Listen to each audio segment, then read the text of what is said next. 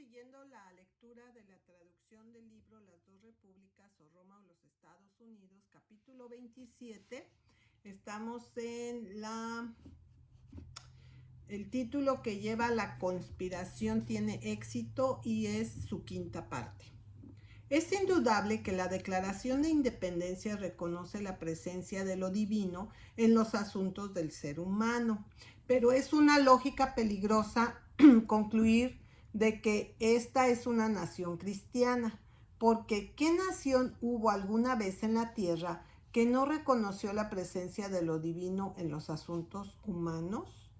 Pero sería bastante arriesgado concluir que que todas las naciones han sido y son naciones cristianas.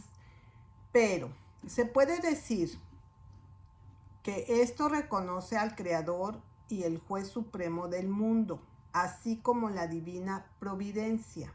Sí, eso también es cierto, y también lo hacen los turcos, los árabes, los hindúes y otros, pero eso difícilmente justificaría a la Corte Suprema o a alguien más concluir y declarar oficialmente que Turquía, Arabia, Indostán son naciones cristianas. Pero aún puede decirse que quienes hicieron esta declaración usaron estas expresiones con nada menos que el Dios del cristianismo en mente.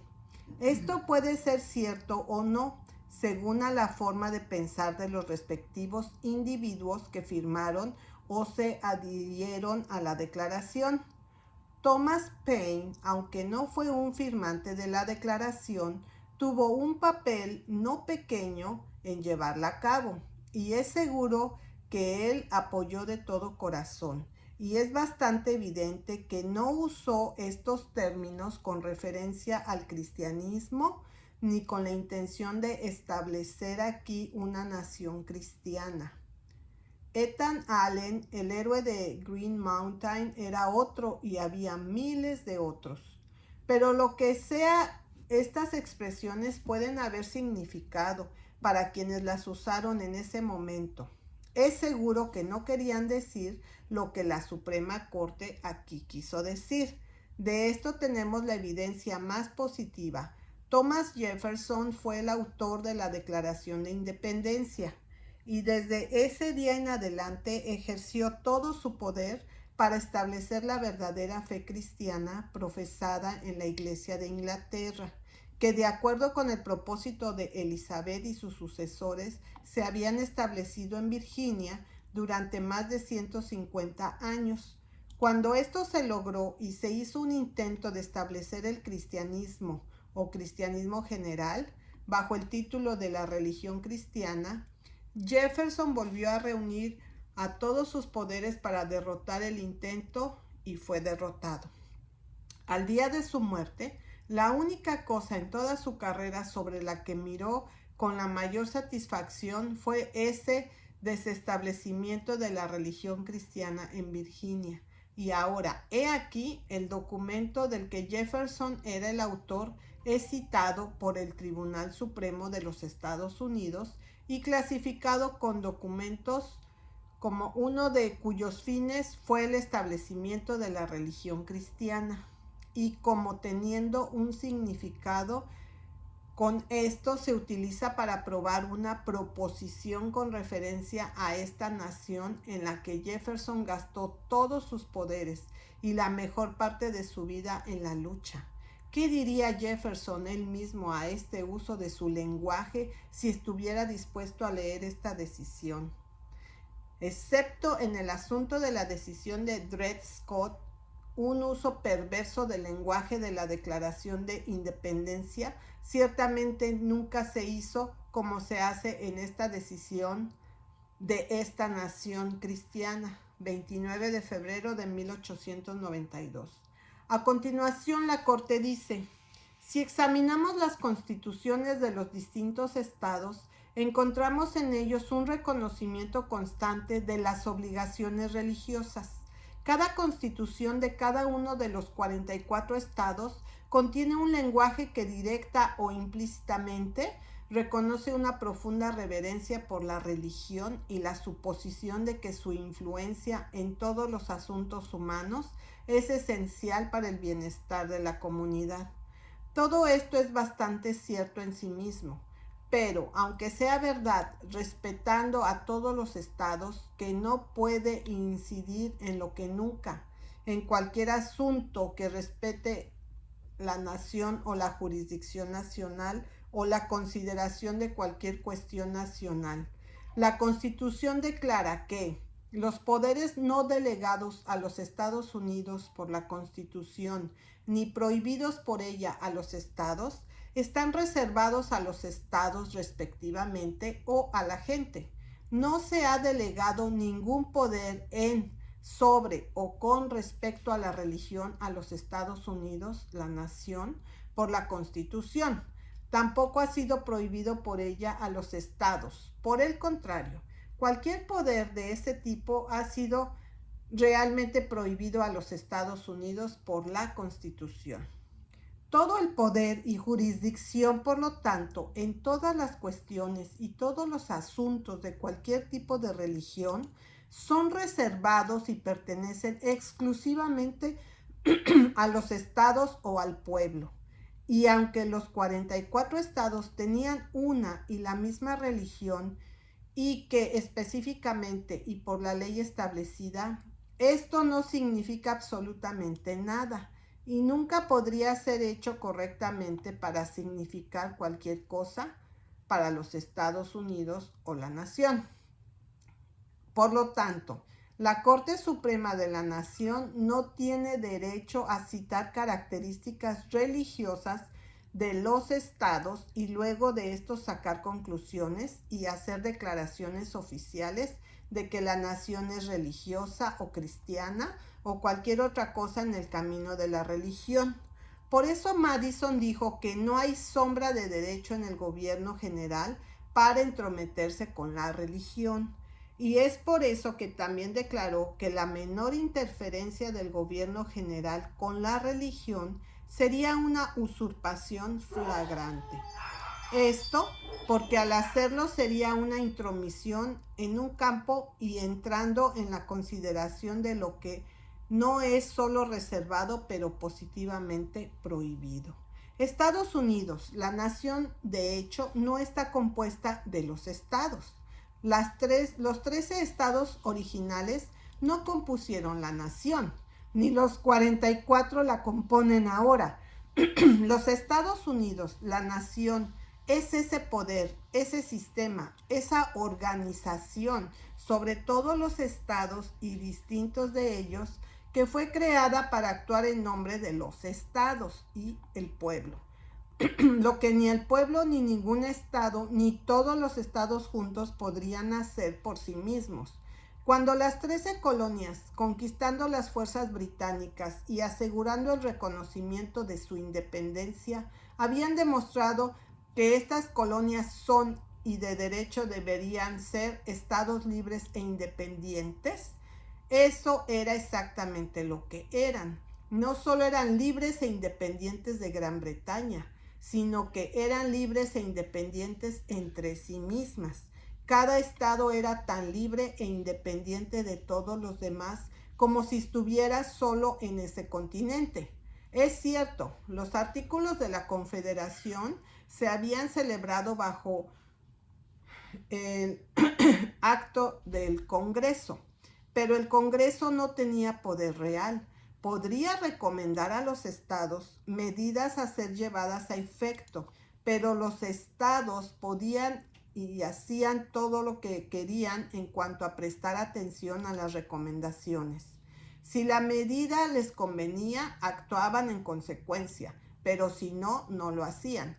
Y si se adaptaba a una parte de ellos y no se adaptaba al resto, incluso si la aprobación de todos menos uno, solo los que eligieron cumplir con la recomendación, y en cuanto a las demás o al otro, no había ningún poder en la tierra que pudiera requerir de ellos o actuar con los estados que optaran por cumplir.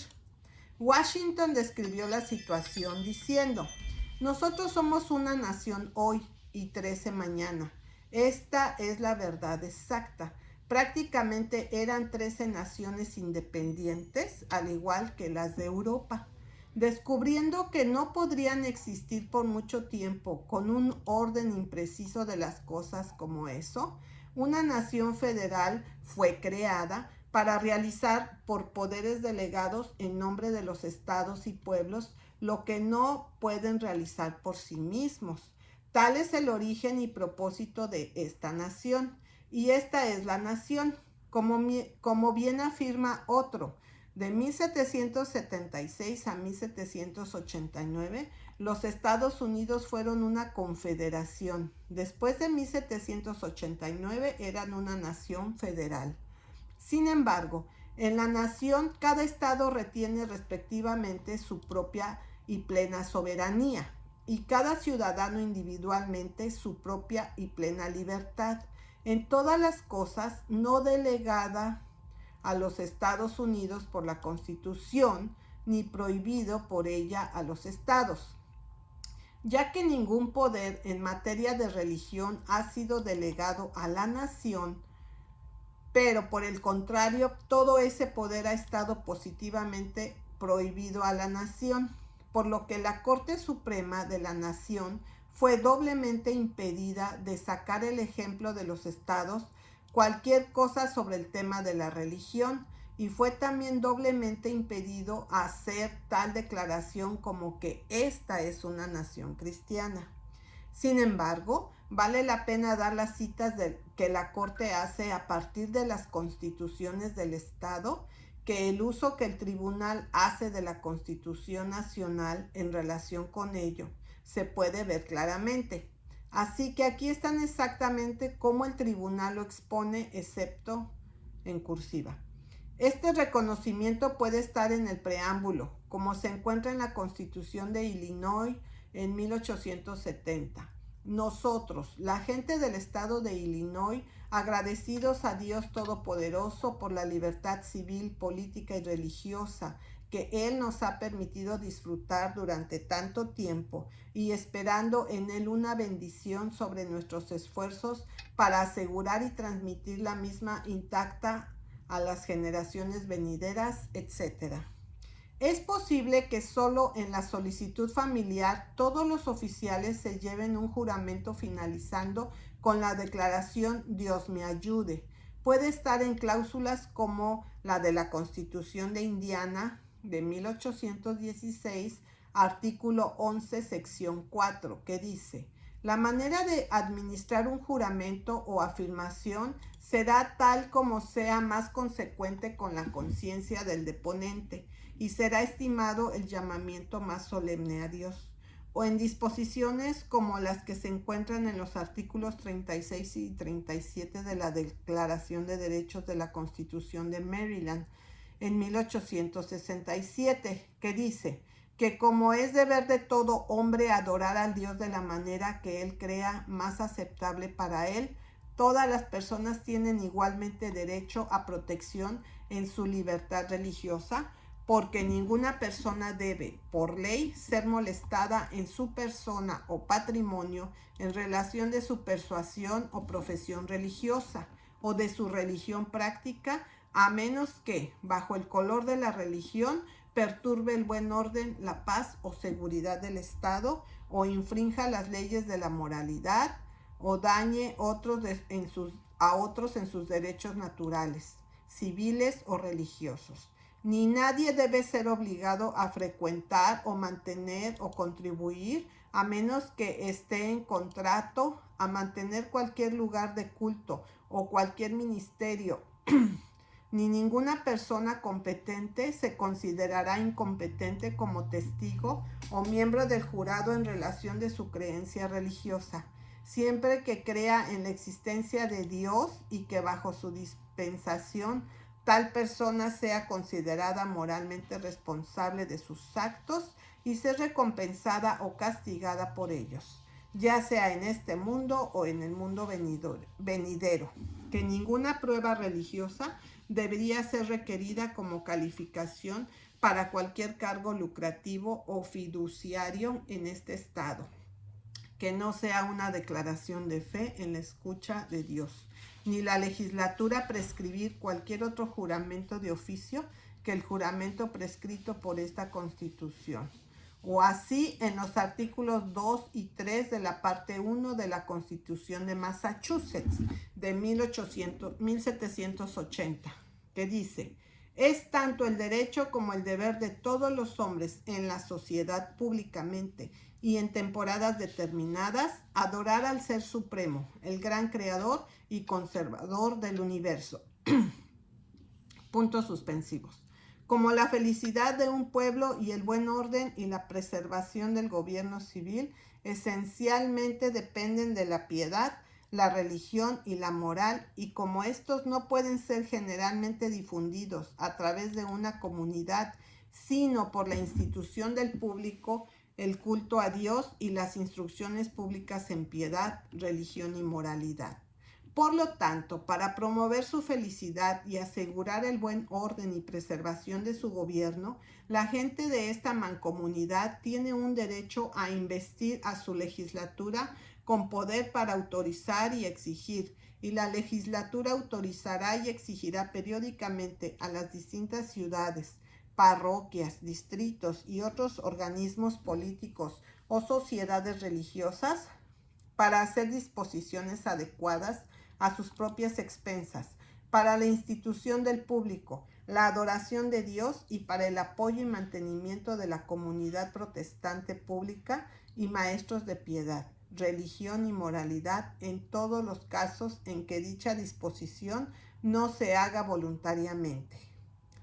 O como en las secciones 5 y 14 del artículo 7 de la Constitución de Mississippi de 1832, que dice: ninguna persona que niegue el ser de un Dios o un estado futuro de recompensas y castigos tendrá cualquier oficina en el Departamento Civil de este estado.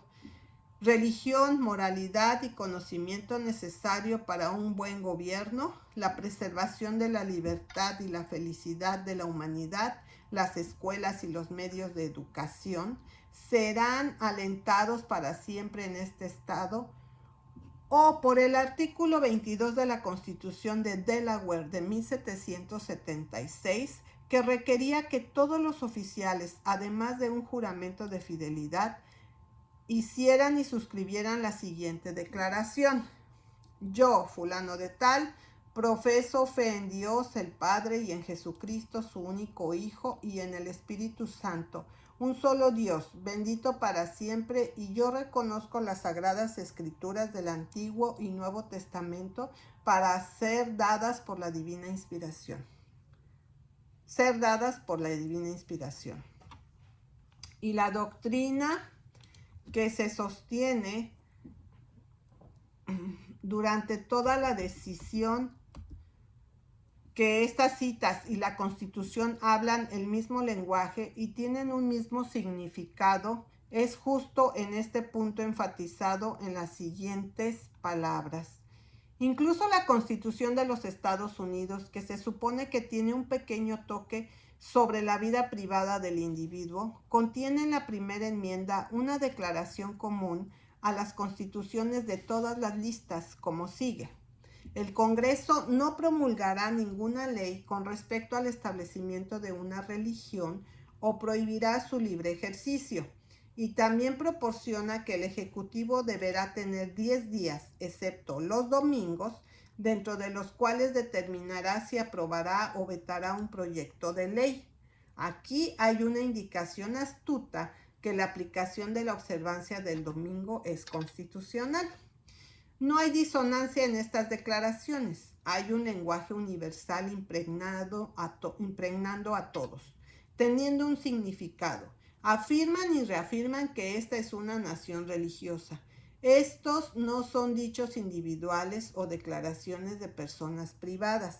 Son expresiones orgánicas. Ellas hablan la voz de todo el pueblo. De acuerdo con esta interpretación, entonces, cuando la Constitución de los Estados Unidos declara que ninguna prueba religiosa alguna vez se exigirá como calificación a cualquier oficina o trabajo público de confianza, bajo los Estados Unidos, significa que en ninguna religión, ninguna prueba debería ser requerida que no sea la creencia en la existencia de Dios y de un estado futuro de recompensas y castigos y una profesión de fe en Dios Padre y en Jesucristo su único Hijo y en el Espíritu Santo, un solo Dios bendito para siempre, y el reconocimiento que se darán a las Sagradas Escrituras del Antiguo y Nuevo Testamento por inspiración divina. Porque esto es lo que las constituciones de Maryland, Mississippi y Delaware simplemente quieren decir, y estos están impregnados en la Constitución de los Estados Unidos por un lenguaje universal que tiene un significado. Y cuando la Constitución de los Estados Unidos declara que el Congreso no promulgará ninguna ley con respecto a un establecimiento de religión, significa que el Congreso será de vez en cuando en el tiempo quien autorice y exija a los distintos pueblos, parroquias, precintos y otros cuerpos políticos o sociedades religiosas tomar las provisiones adecuadas a sus propias expensas para la institución del culto público de Dios y por el apoyo y mantenimiento de los maestros protestantes públicos de piedad, religión y moralidad en todos los casos en que tales disposiciones no se hagan voluntariamente. Porque claramente eso es lo que la Constitución de Massachusetts significa. Y he aquí que la Constitución de los Estados Unidos está impregnada de un lenguaje universal, teniendo un solo significado. ¿Cómo pudo el tribunal presentar tal serie de citas, cada una de las cuales contemplaba claramente un establecimiento de religión y la prohibición del libre ejercicio de la misma, y luego citar estas cláusulas de la Constitución Nacional que en cada función y cada intención prohíbe absolutamente cualquier establecimiento de la religión y cualquier interferencia o ejercicio de la libertad de la misma? ¿Cómo el tribunal podría hacer todo esto y luego declarar que no hay disonancia en las declaraciones, que todos tienen el mismo idioma y un significado? Es algo asombroso. Si tal cosa se hubiera hecho por cualquiera de los ciudadanos estadounidenses, podrían haber sido considerados nada menos que tremendamente absurdos. Pero viniendo como lo hacen desde una fuente como la Suprema Corte de toda la nación, es lo peor que podría ser posible. Decir que es absurdo no es suficiente, es simplemente ridículo. Y sin embargo, por absurdo que sea, ese se esperaba.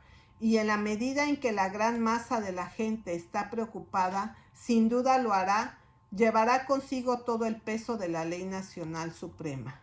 Todo esto es bastante malo y bastante absurdo en sí mismo, pero hay otra consideración que incluso la magnífica, es decir, la omisión, la completa ignorancia de todas las historias y todos los hechos esenciales que son pertinentes para la pregunta. ¿Por qué la Corte debería dejar fuera a Jefferson, Madison y Washington desde el lugar donde solo pertenecen por completo y arrastran a Ferdinand, Isabela y Elizabeth en el lugar donde no pueden por ninguna sombra de derecho pertenecer? ¿Por qué Jefferson, Madison y Washington no solo no se les permitirá un lugar por parte de la Corte, sino serán obligados por la Corte a ceder su lugar a Fernando, Isabel y Elizabeth? ¿Por qué deberían los propósitos de Jefferson, Madison y Washington y los otros padres que hicieron esta nación sean completamente ignorados y los propósitos de Fernando, Isabel y Elizabeth y los puritanos sean llevados y exaltados en su lugar? ¿Por qué debería el significado real que nuestros padres dieron a la Constitución ser suplantado con un significado que es tan extraño a ella como los soberanos de España e Inglaterra son ajenos a la propia nación hoy? ¿Por qué debería la única historia que es pertinente a la pregunta ser ignorada por completo y que en todo elemento es absolutamente impertinente ser exaltada exaltado y honrado en su lugar.